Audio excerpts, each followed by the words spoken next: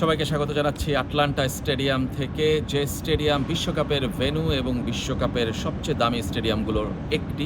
এটি বিশ্বের ৮ম সবচেয়ে দামি স্টেডিয়াম, মার্সিডিজ বেঞ্জ স্টেডিয়াম নামে যেটি পরিচিত। এখন বিশ্বকাপের জন্য আটলান্টা স্টেডিয়াম দেখছেন আপনারা, এবং এই স্টেডিয়ামটি কিন্তু মিশর এবং আর্জেন্টিনার রাউন্ড অফ 16-এর ম্যাচ হবে এই মাঠে, এবং প্রথম সেমিফাইনালের ম্যাচও এটি।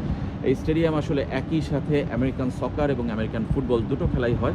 আমেরিকান সকারের দল আসলে আটলান্টা ইউনাইটেড এবং আমেরিকান ফুটবলের দল আটলান্টা ফ্যালকনস। তাদের হোম ভেন্যু এই মার্সিডিজ বেঞ্জ স্টেডিয়াম। 2017 সালে এটি উদ্বোধন হয়েছিল। $1.5 বিলিয়ন এটার পেছনে খরচ হয়েছে, এবং আগের যে স্টেডিয়াম ছিল জর্জিয়া ডোম, সেটির ঠিক পাশেই কিন্তু এই স্টেডিয়ামটি, এবং সেই স্টেডিয়ামটি কিন্তু জর্জিয়া ডোম এর পাশেই অবস্থিত।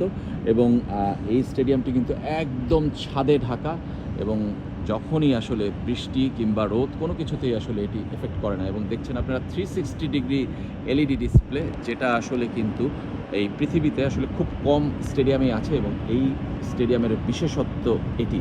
এবং এই স্টেডিয়ামে কিন্তু আর্জেন্টিনার প্রথম ম্যাচ এটি, এবং সেমিফাইনালে যদি আর্জেন্টিনা ওঠে তাহলে কিন্তু এই মাঠেই 15 জুলাই আবারও দেখা হবে সবার সাথে, আর্জেন্টিনার এবং আর্জেন্টিনার সমর্থকদের। এবং আপনারা বুঝতেই পারছেন যে স্টেডিয়ামটিতে আসলে নানা ঐতিহ্যপূর্ণ, এখানে কিন্তু সুপার বোল হয়েছে, 53 নম্বর সুপার বোল সেটিও কিন্তু এই মাঠেই হয়েছে। এবং ফুটবল ছাড়াও, সকার ছাড়াও এই মাঠে নানা ধরনের ইভেন্ট কিন্তু লেগেই থাকে আমেরিকার সবগুলো স্টেডিয়ামের মতো। আপাতত আজকে বিদায় নিচ্ছি।